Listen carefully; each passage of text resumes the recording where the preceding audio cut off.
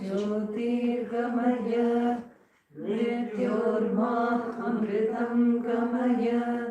Om Shanti Shanti Shanti.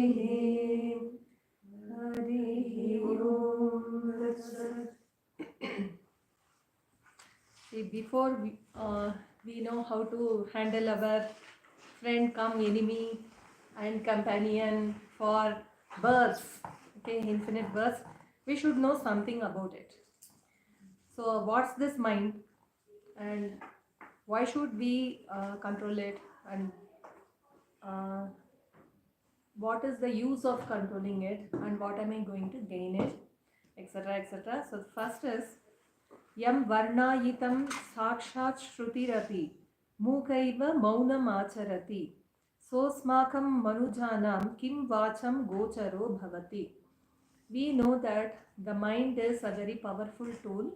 It is going to help me get something which I have not got till now. Like actually even in material world, if you want something, you have to take the help of your mind. Man ko ekagra karo, kahan hai man, na, concentrate on the subject. That's what we say. Anybody who can succeed in concentrating, he has won half his battle. He can concentrate and he can get a sense done. Now see, even the demons, asuras, they were great concentrators. Even they have done tapasya. Like rishis are doing tapasya, and we can see that Ravana, Kumbhakarna, all those people also they have done tapasya. What's the difference? The difference is in purity. If you can only concentrate the mind, you can get whatever you want, but that need not necessarily be for your good. I think that this is for my good. When Ravana said, I will not be killed by anybody else, because he thought that human beings, okay, they aren't fit, and monkeys, they aren't worth even saying its name. So he thought that he got everything he wanted, and really he did get. He made a capital out of gold. That's what we say, Sonar Lanka. But then what happened at the end? It only brought him disaster, not only for him, his entire clan. They say that Rama, when he went to Lanka, he repeatedly warned Ravana to control his mind, get out of his evil ways, but he refused to. So that's the thing which happens to you. So if you are not going to concentrate your mind on higher things, noble things, you are not going to get the desired effect. And again, yesterday we saw that it's not enough to just desire for noble thoughts, noble things. Aspiration for noble things is good, but there is a state which is beyond that. I want permanent satisfaction, permanent peace, permanent freedom, and that is within me. So I have to know that. This is the thing. So regarding Brahman, so mind is going to help me to reach that Brahman. This is what we have understood, that there is a supreme state or entity which is Brahman, which is everywhere. This has been repeatedly told in the Upanishads. It's within me, it's without, it's everywhere. That is my state, and I have to reach that, and mind is going to help me reach that state. But who is this Brahman? Even the Vedas become dumb when they attempt to reveal the Brahman, because they cannot say. In the Upanishads and the Vedas say Neti Neti. That is the way they try to describe the Brahman, because it is not anything. That's how we will be seeing. So can he be an object that we can discuss? So first of all, we should know that Brahman is not something that can be discussed.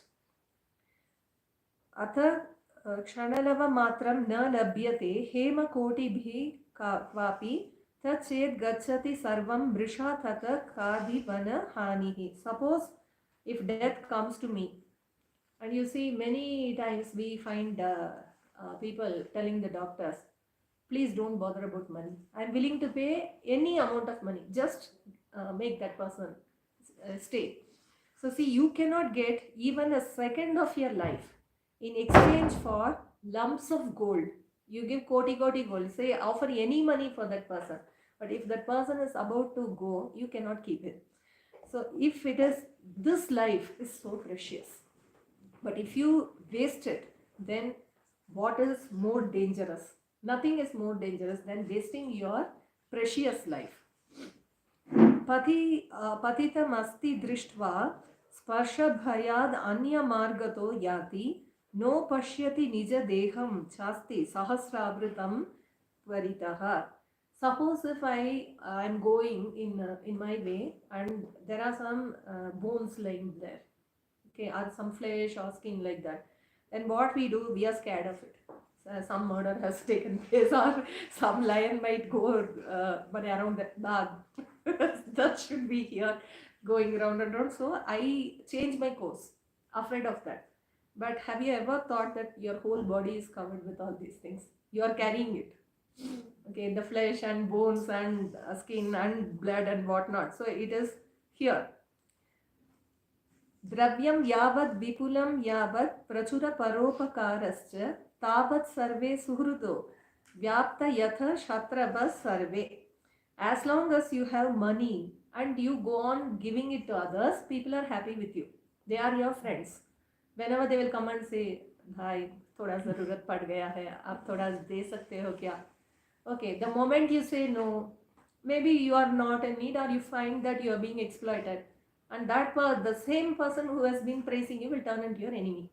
Why Shankara is telling us this is, don't find pleasure or don't expect satisfaction in this material world.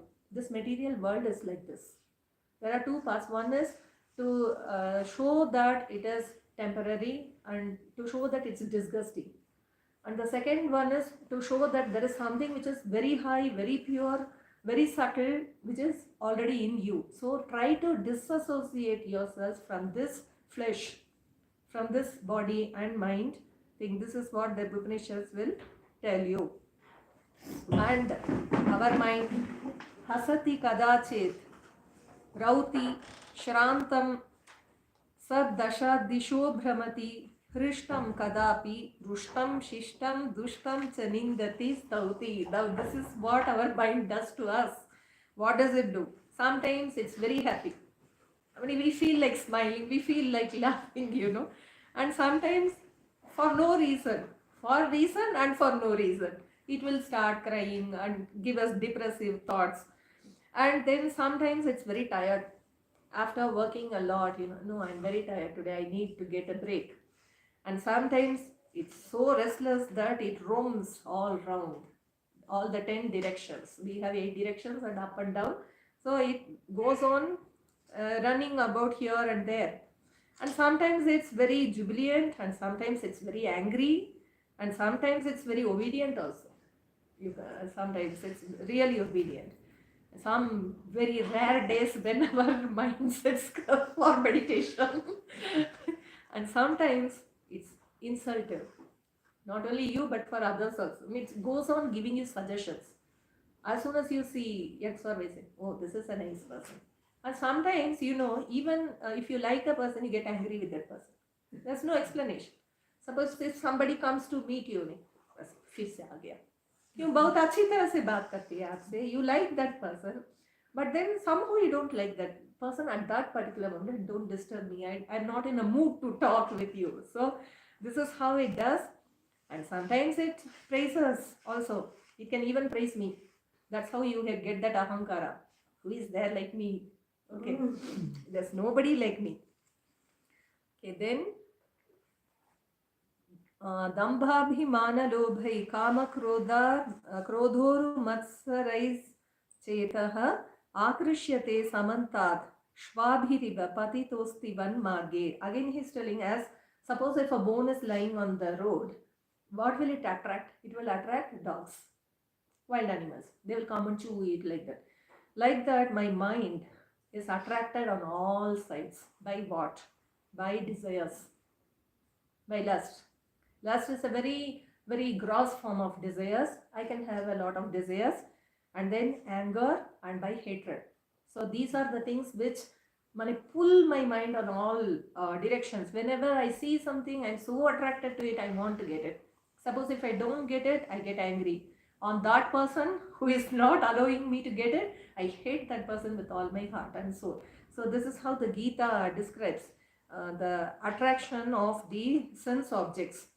So what should a wise man do? Tasmat shuddha virago manobhilashitam tyajet artham tad tadana I am also, I have not read it for long, only noted it down because I liked it. So, but still it's okay. Tadanapilishitam kuryan nidyadaram tato bhavati. So this is the lesson for me to leave the Sanskrit and concentrate on English. So what it says is, the wise man should leave sense objects and does not allow the mind to dwell on it. He directs it otherwise. See, suppose if you don't get something, you wanted to get something, but you are not getting that something. So if you go on brooding over that, I didn't get that, that person had got, what happens? I am being disturbed the most. I am being hit the most. So what I should do is, I should think of other thoughts, positive thoughts, good thoughts, noble thoughts. Then that thing will not draw me away. Then the samsara is like a deep ocean of sense objects. We saw in the very beginning that Prakriti has arranged this world for us, so that the Purusha who is in me, according to the Sankhya philosophy, there are many Purushas. So for me, because I will enjoy this world, Prakriti has created everything. It has created the flower so that I can go and appreciate its beauty. He has created a sweet so that I can eat and appreciate its beauty. He has created like that. Everything is there for me. But so the samsara is like a deep ocean of sense objects, and human body is like a boat. With this boat, I am trying to cross the samsara. And how does the boat move? By air. So what's there? That's karma. Whatever work I do, with the help of that work, I am trying to cross this ocean of samsara. But my boat has 9 holes. You know that?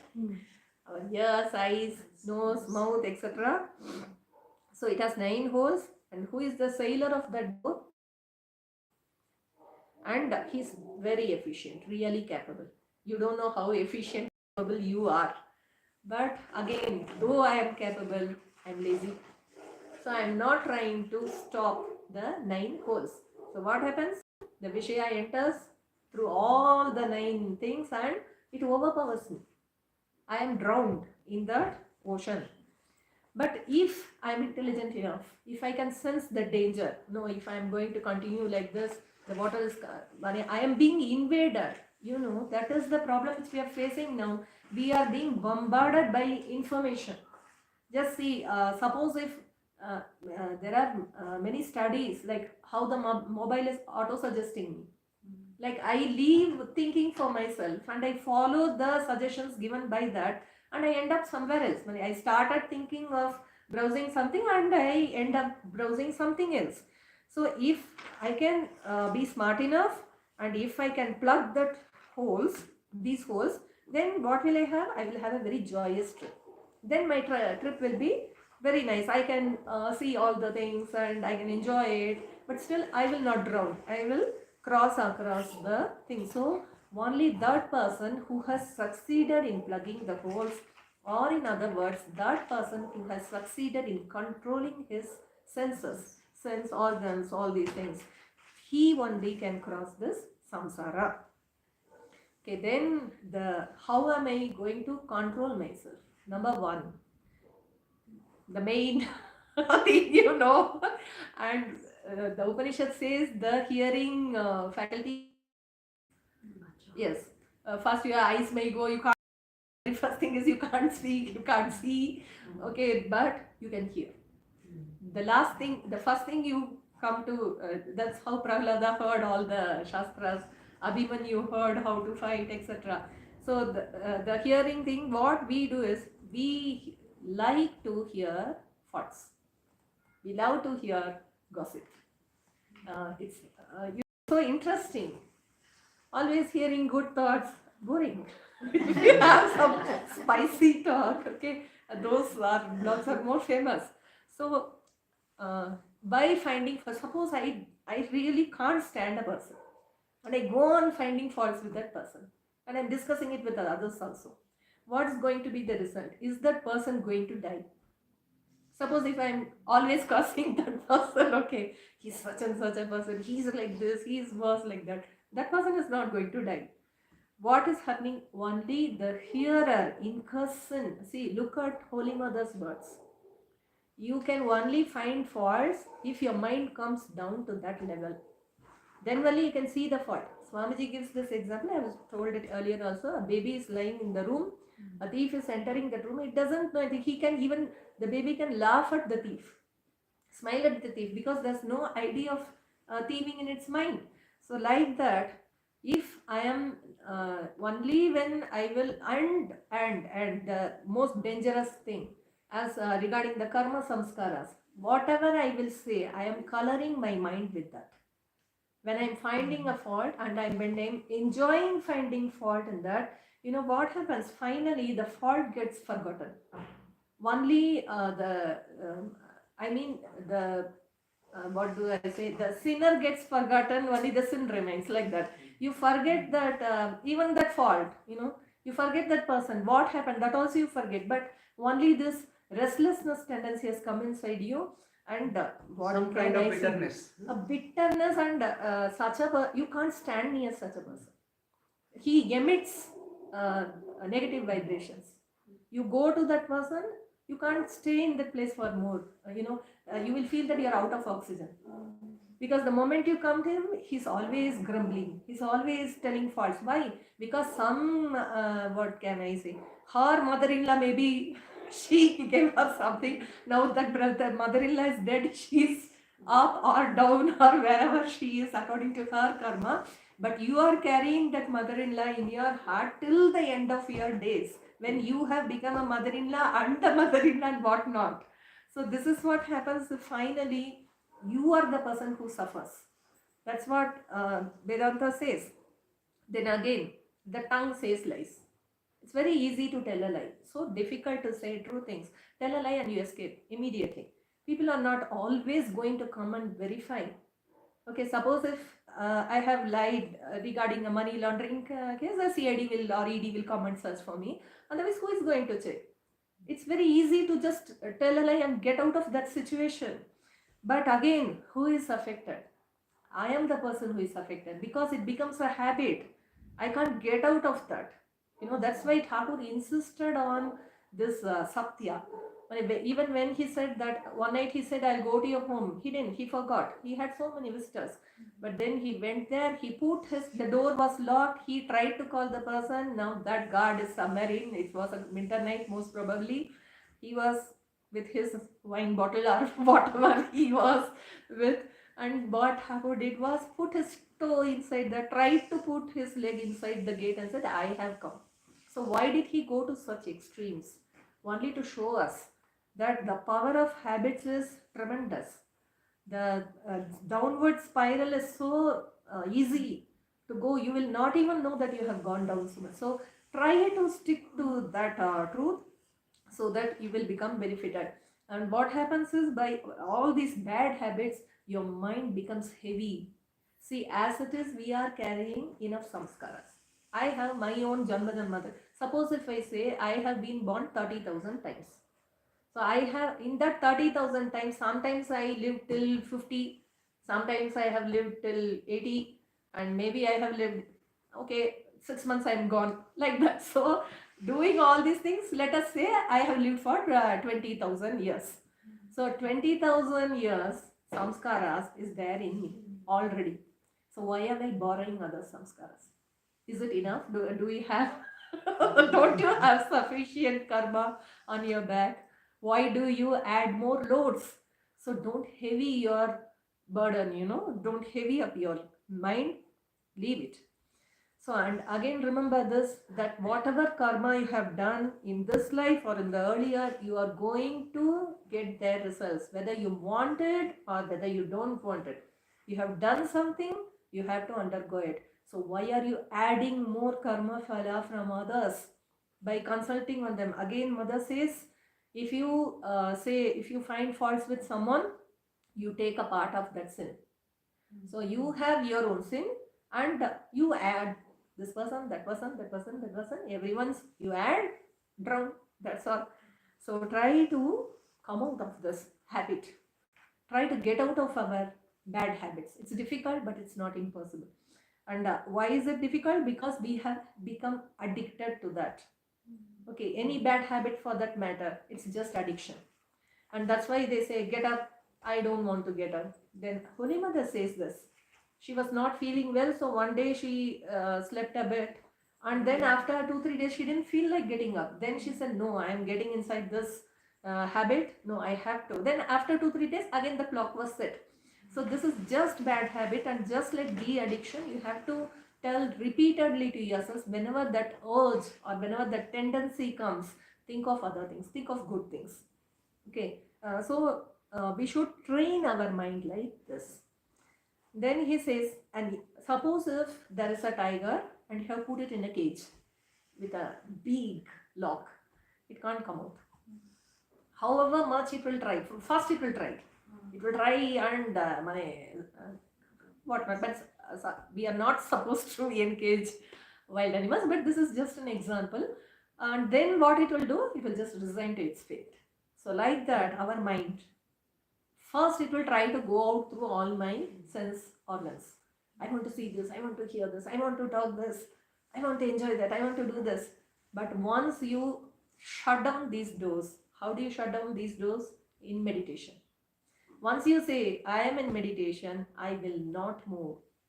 See, the power of control which Thakur had. He sat in meditation and his bones were locked. Just see.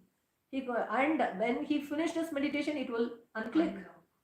These are words of the Navatara. So, at least try to say, no, you will not see. No, you will not hear. You will not go here and there. Maharaj, senior monks have said, put a don't disturb board in your mind. You should be here. So what happens first? It will go restless. It will go mad. Once someone asked Bharati Mataji, my mind is very restless. I can't sit. I can't sit. Someone pushes me from the asana, as it were. This is what that aspirant's position was. And what Mataji said, sit there. Continue to sit. Continue sitting there. You will find that your mind will calm down. So once you sit there, you don't like it, just like a student who goes to a class. He doesn't like that class, but the teacher doesn't allow him to get out of that room. You have to be here. You have to do this. And after some time, when it will go here, there, everywhere, and it will get tired, and then it will be there. So how are you going to quieten the mind? By pranayama. Pranayama is very simple, it's very dangerous. So you cannot do pranayama without the help of a guide, but simple pranayama we can do. We will see all these things later. Then holy company. Try to get holy company. If you don't get a sadhu or a sannyasini near you, get good books, elevating books. All these things are holy company. And then desirelessness. I just remember Holy Mother at every step, how, see, in easy words she has told all these things, and we have to read the Upanishads to understand that her words are Upanishad Sara. So what she says is, Nirvasana hole yakhuni have. If your mind becomes desireless, you are getting liberation in this very moment, and through devotion to Hari. So this is the Advaita Jnani, Shankaracharya tells us. So use all these methods. See, pranayama is your Raja Yoga. You can also again, and then Hori company, okay, and Hari Kirtana is Bhakti Yoga, okay, and desirelessness is Jnana Yoga. So with all these things, that's what Swamiji has said repeatedly. Fight your restlessness. Try to be calm. The very first step in spirituality is to become calm. Try not to get agitated with things which are always trying to agitate me. That's the struggle. Sense organs, they are agitating me day in and day out. But I will refuse to be agitated, and that is the sadhana. The first time maybe out, the second time I will blow out lesser, and the third time I will not react, and the fourth time I won't be bothered at all. And the fifth time I am in my own. All these things pass off like bridge under the water. So That's what happens, and abhyasa is the main thing. So there is a very short and nice Upanishad. This was the first Upanishad I ever heard, and so I am specially attracted to this Upanishad, and it's very simple, and it's in the Krishna Yajurveda. There are many major Upanishads, as we saw the 10 Upanishads, and there are many classifications of Upanishads, and this is the there are Yoga Upanishads, then there are Dhyana Upanishads. There are many things. Everything leads to the same goal, but then they are classified accordingly. And this one is the Amrita Bindu Upanishad. As the name is implies, it's a bindu. It's only a drop of nectar. But see, we are small containers. It's enough if we get a drop, and we will be fulfilled with that. So what does it say in the very beginning? As I said, it starts with a prayer, very common prayer, Sahana Bhavatu. May the Lord protect us, both the teacher and the student. May the Lord nourish us. With what will He nourish us? He will nourish us with Jnana, Brahma Jnana.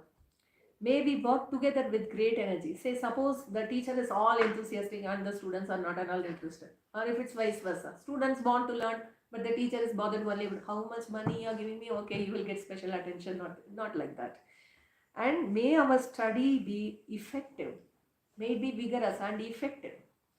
Not a dull thing where the teacher goes on and on and on and the students are, okay, when will they attend? When is the wise now the clock ticking? Not like that. And let us not have disputes. Let us not hate one another. Let us not be jealous of one another. Oh, that person has learned more. Why should he know more? Okay, all these negative things, let it not come. Let peace be on us. So that is the prayer mantra. Then he says, Manohi Vividam Prottam Shuddham cha Ashuddham eva cha. There are two types of minds. We think that we have only one mind. Sorry, your mind is of two types. Ashuddham Kama Sankalpam. The mind which is full of desires is Ashuddham, impure mind. And Shuddham Kama Vivarjitam, which has no desires, is a good mind or a free mind. Manaye, this is a very important sloka quoted oft and on, and which I think every one of us should remember and even by heart it. Manayeva manushyanam karanam bandha mokshayoho. It is the mind that is responsible for bondage, and it is the mind which is responsible for freedom. Bandhaya vishaya saktam. When I am attached to sense objects, when I cannot live without sense objects, when my life force is Vishaya, then I will get bound, and detachment frees me. Nir Vishayam Smritam. That is Mukti. This is how the wise men have told us. Yato nirvishayasyasya mano mukti richyate ato nirvishayam nityam mana karyam mumukshuna. So what's the work of a mumukshu? Mumukshu means one who desires liberation. What should he do? He should try to keep the mind detached, because the detached mind is leading you to liberation. That's what we saw in the previous sloka. So I should try to keep my mind detached. Nirasta Vishaya Sangam Sanniruddham Manohridi Yada Yat Manobhavam Tada Tat Paramam Padam. Okay, suppose if I keep my mind free from attachment, I am trying to practice detachment to the level best. What happens? If you practice detachment, that means my mind is controlled. It's listening to me. Otherwise, if it's not listening to me, that means it will have attachment, it will go here and there. But if it is obedient, if it is listening to me, that means it knows what it is, and it will reach the higher state. See, how can you convince somebody to walk your path? Only when you tell that person, look, if you walk in this path, you're going to get this benefits. So when I tell the mind by obeying me, by cooperating with me, rather I would say don't obey if you don't want to obey, because it's been the master for lives. So I can say that if you can cooperate with me and if you can be detached, you will reach the highest state. So this is how you should Convince your mind, converse with your mind. Try to make it realize the benefits of being controlled. So how long should I do this? Tavadeva nirodhavyam yavad dhriti gatam kshayam etad jnanam cha dhyanam cha shesho nyayasya vistaraha. Now let me tell you a secret. Our mind is with us, so I know it will know the secret, but still, if the mind works like this, if it is controlled, if it cooperates, the mind will not be there. So now that's a very big statement I have made. Now the mind is listening. It might not want to be out of the picture, but it might not want to cease. But as I said, ceasing is not disappearance or destruction in that way. It's only expansion. That's what we saw yesterday, the raindrop thing. The raindrop is not going to be evaporated. It's only going to come down again as the thing. So this is the truth.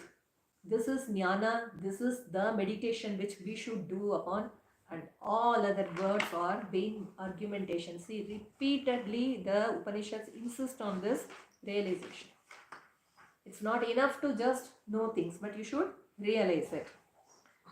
Now, as he has said that the mind should be destroyed, how will the mind be destroyed? Naina chintyam, na cha chintyam, na chintyam chintyam evacha. Somewhat like our yesterday, no? Vidya. Pakshapata vinirmuktam, brahma sampadyate tada. This shows the subtle process of meditation. What meditation does to you. What is Brahman? We have known that it's a state. It's a supreme state. Actually, Brahman cannot be described, but we have to describe something so that we will at least try to comprehend it. Otherwise, if I can come and tell you it's nothing, so how can you think of nothing? So think of something so that, and then think that that's not that. So what this person says is the supreme state is not external. It should not be thought of something which is worthy or pleasing to mind. Like the Brahman is not something which can be enjoyed. It's not a pash bati, or it's not a ice cream. So that something which is giving pleasurable, something which is worthy to fight for. It is worthy to fight for, but not like this, not as an object. And nor is it to be thought of something unworthy or unpleasant. See, thinking of Brahman will make me sad.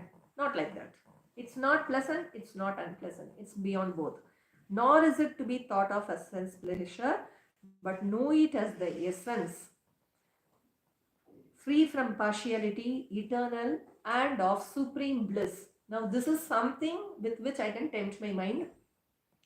You are running behind sense objects because you want joy. I want happiness. That's why I like to. Why do I like to eat an ice cream? Because I get joy out of it. Why do I like to meet somebody? Because I'm free from boredom. I like that my ideas are same with that person. So I like to exchange my ideas with them. The final thing is I'm happy. I'm joyful. So Brahman is full of bliss, and that bliss is supreme bliss. How that is described, we will say later. So how can we measure the bliss of Brahman? That also the Upanishads have given a calculation that we'll see later. And so know that Brahman to be of bliss. So you're not going to lose something by sacrificing something. I get joy from the Vishayananda. I get joy from objects of senses. But what I will get is infinitely greater. That's why it's better to go behind or meditate on Brahman. How will I do that? Svarena, Omkara. The Upanishads say Omkara. Svarena samdhyeyat. Meditate on Om. Yogam asvaram bhavayet param. Asvarenanubhavena nabhavo bhavayishyate. You must practice concentration on Omkara with its 3 letters. Actually, Omkara is made of A, U and Ma, and that Anuswara. In. So it has many meanings. So now I should discuss something about this Omkara.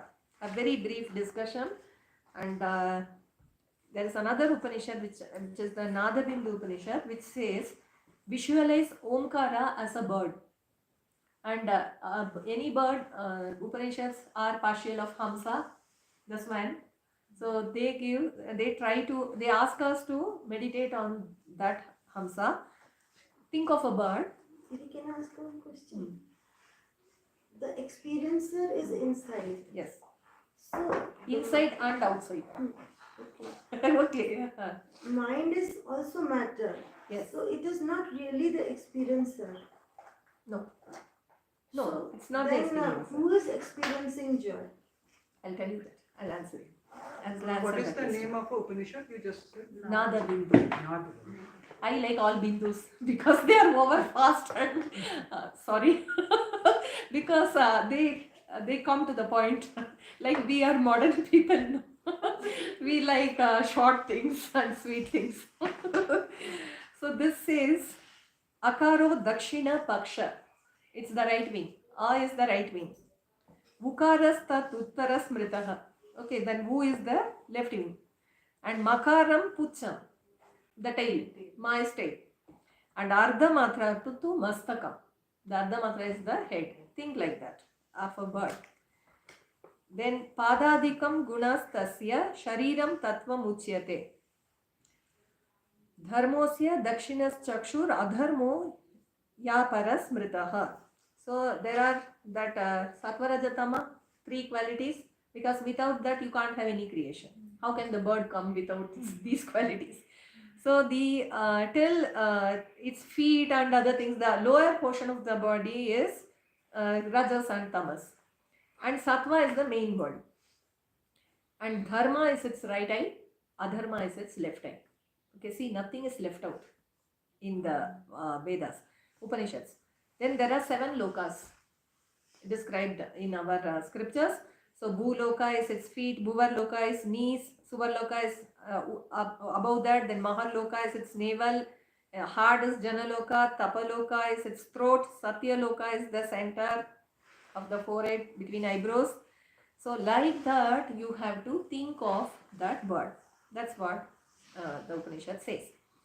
So what will happen?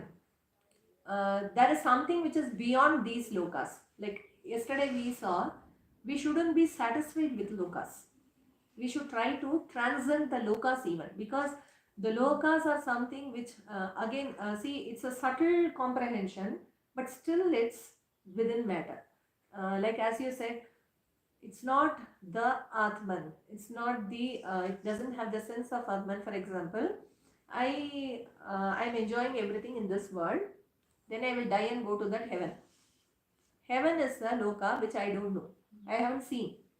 But I know it's a subtle form of a loka. Our scriptures say, if you go there, you're going to have enjoyment. That is only a higher enjoyment, subtle enjoyment. What I am having it here, I can eat 10 sweets here. The 11th sweet will give me sugar, or I'm going to go to the bathroom. But if I go there on heaven, I can eat hundreds of sweets, nothing will happen to me. That's the difference. So the intensity or the quantity is changing, but still it's a loka. And once what's happening here, if I die, I'm going to a loka. And when my time is exhausted, then I'm again coming to this loka. So I am in between this chakra, I'm not going above that. So go above that. This the mantra beyond the Sahasrara should be explained. So this is the body, but then the brain has the Sahasrara, as we know. Go beyond that also. That should be explained. So an adept in yoga who thinks of the Hamsa as thus and contemplates on Om is not affected by karma or sins. See, let us leave it at this stage, because I will discuss this later after I finish this Upanishad. Otherwise it goes, we cannot comprehend it. So this is the thing where the Pranava or Omkara is given great importance in Upanishads.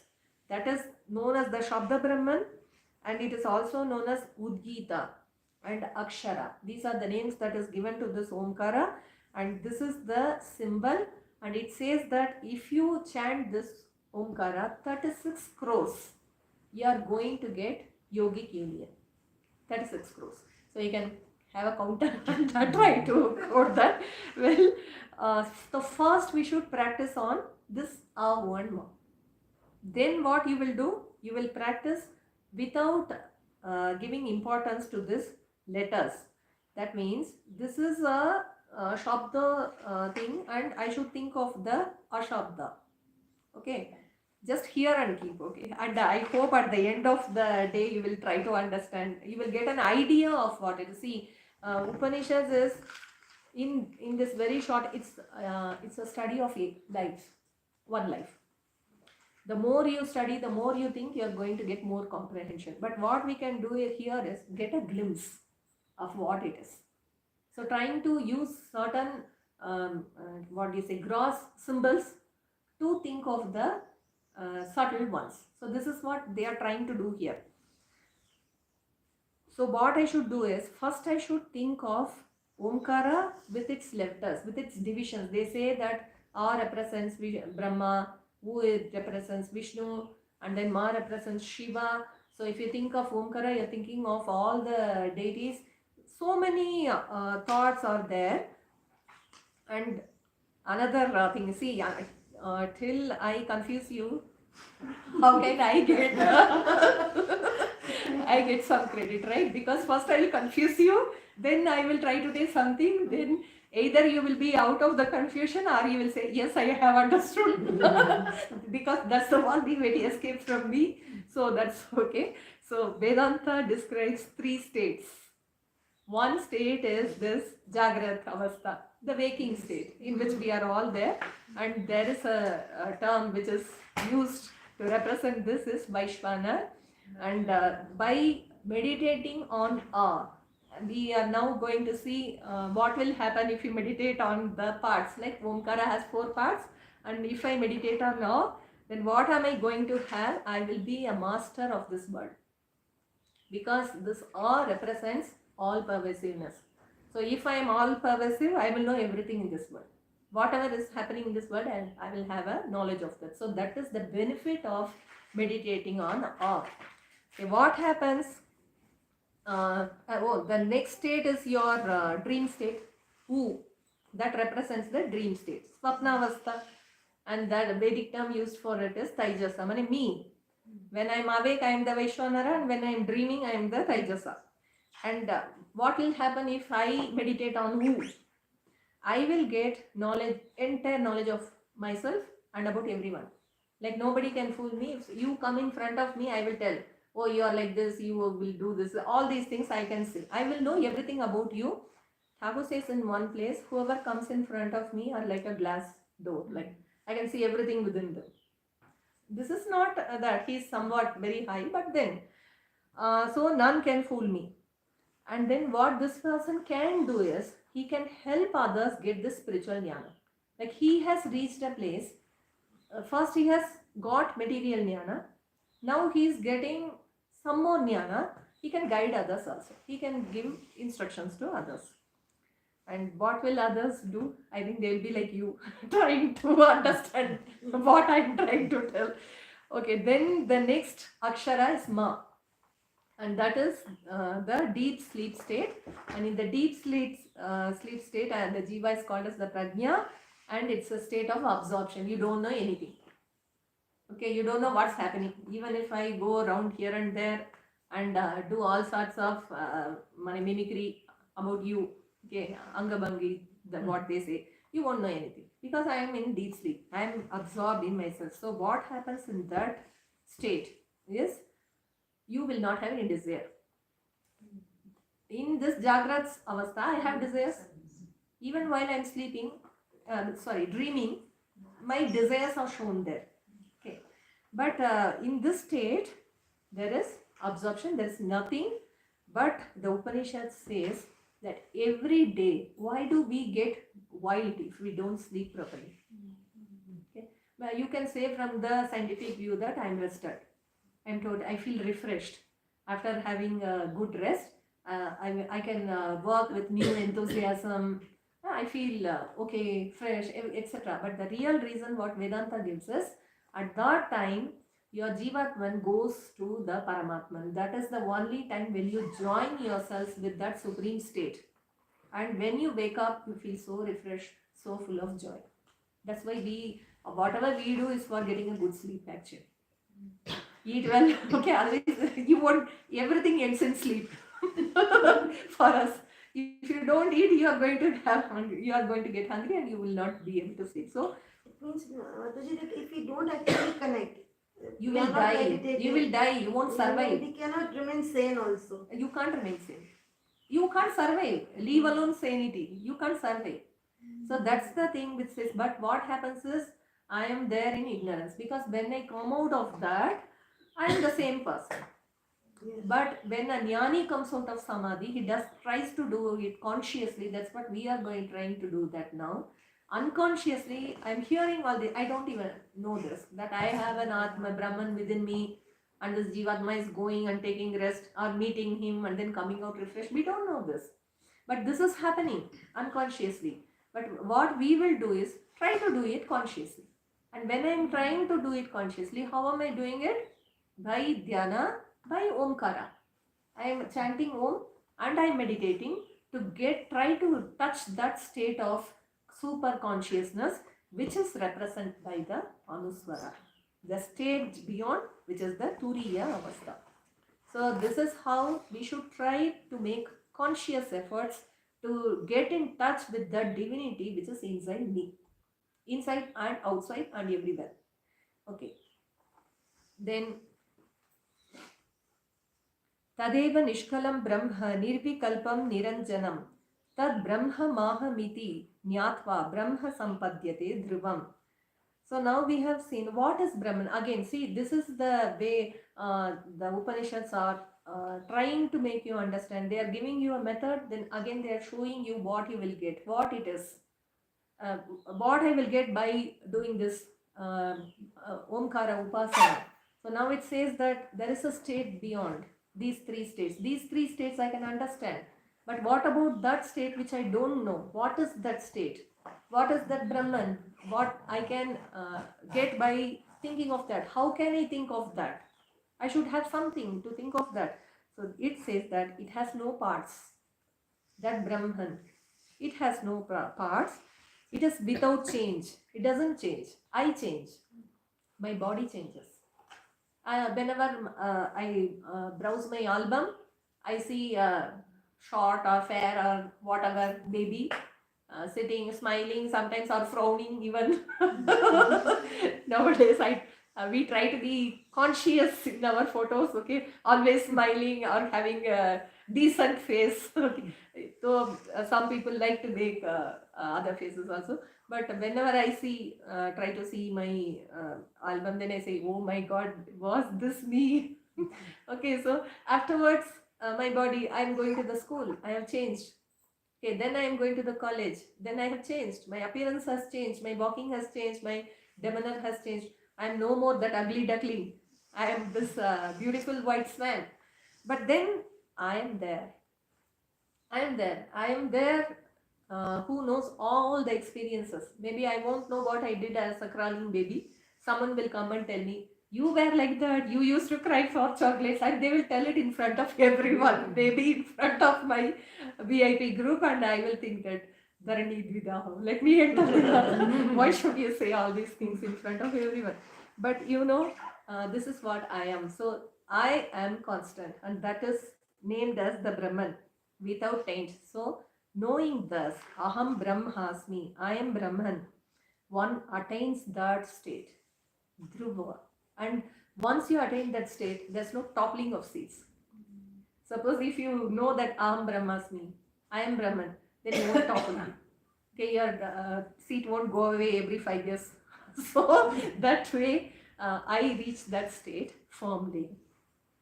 Then again, he's explaining the Brahman. Nirvikalpam anantam cha hetu drishtanta varjitam apremeyam anadim cha yajñatva muchyate budaihi.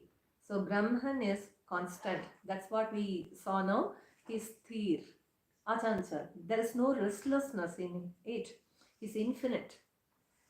And he cannot be explained with reason. Or say, I cannot say that I did this, so that came. Like I did my engineering class, so I became an engineer. So Brahman is not something that is produced. Yesterday also we saw he's Swayambhu, he's always there. And I cannot even use him as an example. He is there always, and he never errs. There is no mistake in him.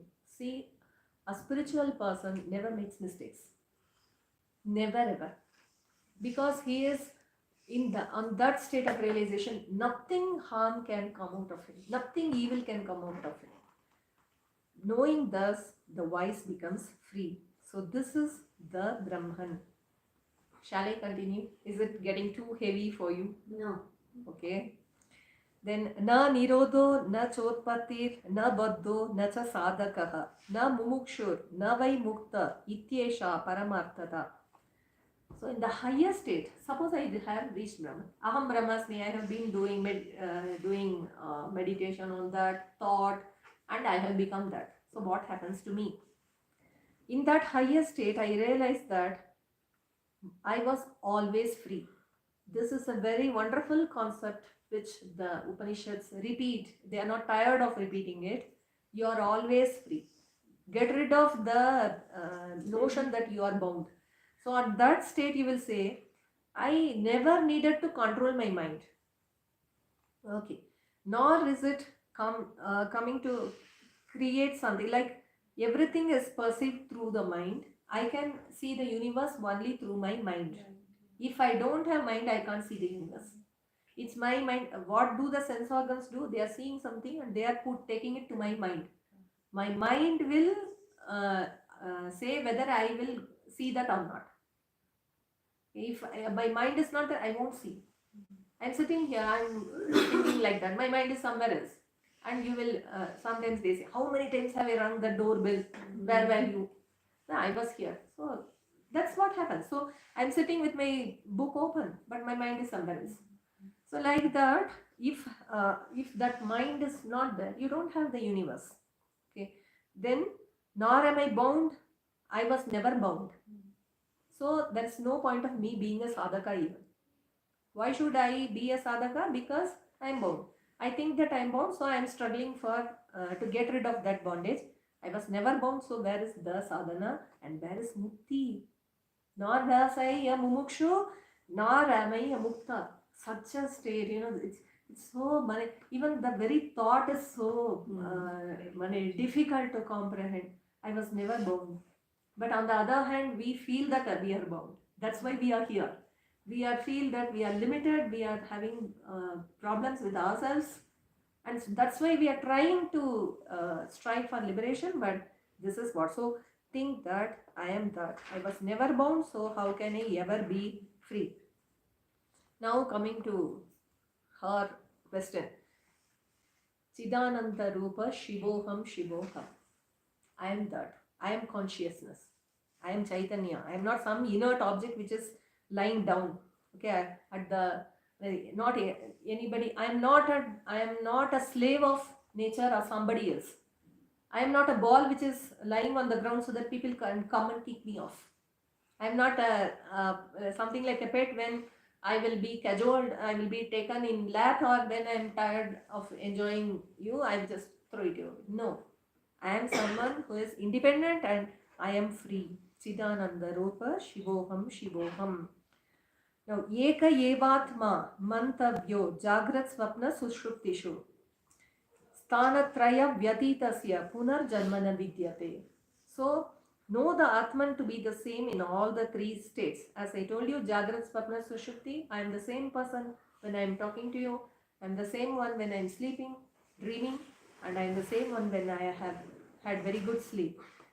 So I am the same person who is coming and talking to you, but the Brahman is something beyond these three states, and once I reach that state, I am not subject to rebirth. Now let us discuss something interesting. Eka eva hi bhutatma bhute bhute vyavastitaha ekada bahuda chaiva drishyate jala chandrapat. Now this is a theory known as Pratibimba Vad. It's very easy theory. Pratibimba. What is Pratibimba? Reflection. You go and stand in front of a mirror, you see yourself. Right? Very simple. So like that, this is given by, very simple. Very simple. But very difficult from the Vedanta point of view.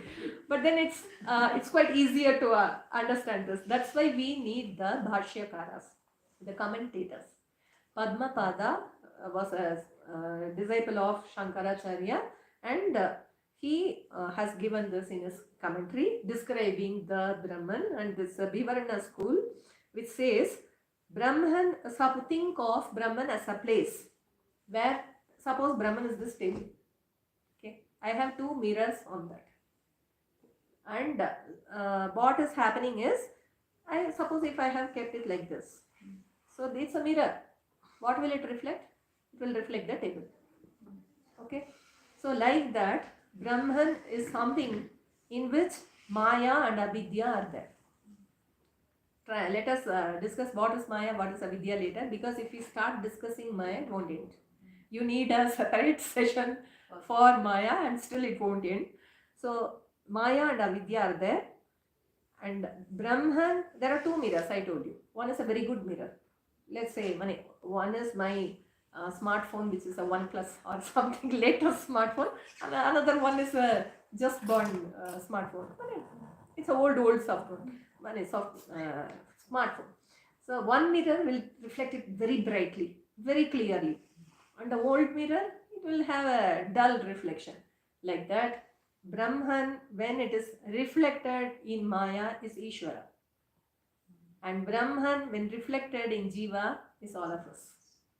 So I am a reflection of that Brahman. Okay, it comes to this. I am the reflection of this Brahman, and is the reflection different? It's my reflection. So Brahman and Jiva are same. Very simple. Okay. So what they say is, get rid of these reflections. Get rid of the reflector, then you will be Brahman. So one Mahavakya is enough. Now we are coming to the Mahavakyas. What are Mahavakyas? Meditating on which you will realize Brahman. These are terms coined by the Acharyas that will help us. Like this Omkara, themes which will help me reach the Brahman. So one we saw is Aham Brahmasmi. I am Brahman. That's one Mahavakya. Second Mahavakya is Tattvam Asi. So you are that.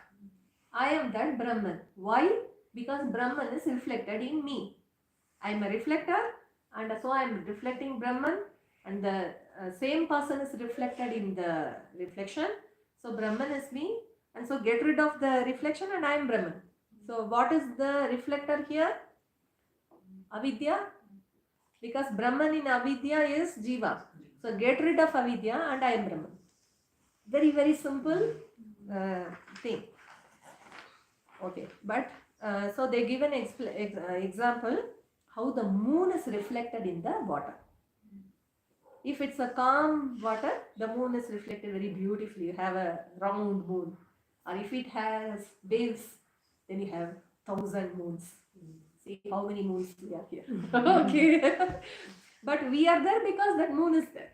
If that moon is not there, I won't be there. Only because the moon is there, I am here. So this we have to understand. So this is what the Pratibimbavada says. But things are not so easy. Okay. The moment you think that you will understand something, something will come which will test your intelligence. Ghata Samvritam Akasham. I'll say this and stop. We'll continue in the next class. Ghata Samvritam Akasham Niyamano Ghathe Yatha Ghato Niyate Nakasha Tadvat Jivo Nabhopamaha. This is Avacheda Bada, given by another scholar, Vachaspati Mishra. All these are commentators, acharyas who have tried to explain Advaita to us, try to explain Brahman comprehensible for us. And he founded the Bhamati school. So he says that Brahman, you have already told that Brahman cannot be treated as an object. It is beyond everything, be uncomprehendable. You can't think of that. That's the first thing by which you are telling everything. Brahman, you cannot think of Brahman. Why can't I think of Brahman? Because if I think, it will become an object and that is not Brahman. So you are telling all these things. So if he has if I can't sense him, how can he be reflected in me? How can he become the Jiva? Then again he answers that it is because of avidya, ignorance. It is because I have imposed a limitation on myself, saying that I am not Brahman. And how many limitations have I put upon myself? I have put 5 limitations on me. We'll discuss this later. I have covered myself with 5 coverings, gross and subtle, so that I have forgotten that I am the Atman. So this ignorance is something which is separating me from the Brahman, and they gave again an example. Without examples, it's difficult to understand abstruse philosophies. What is the example given? Very nice example. Suppose I have a pot and that pot is empty. Can a pot be empty? It's not empty. It has that air. It has the air. It is having that akasha, sky. I have kept a bowl here and that bowl is reflecting the akasha. Suppose I close that lid. Okay, that akasha inside is there. Inside that also. Air is inside that also. And I am moving it in various places. But will the akasha be disturbed? It's there. Suppose, see, I haven't closed that jar. I have an open jar. I have this glass. I'll make it more simple. I am having this glass. It's here. So it is reflecting the sky. I am removing this from this place and I am putting it there. Did the akasha change? It's the same. I am putting it again here. Still it's the same. So see, the bodies can be many, but the Atman is the same. The reflector is the same. And suppose if I will immerse this glass in a river. Say I need a mud glass to explain Vedanta principles. I have a mud glass and I have earthen glass and I have put it in the water. So there is water inside the glass and there is water outside the glass. And I break that glass. So what happens? It's water everywhere. So I have put some limitations on myself and I am thinking that I am not the Brahman.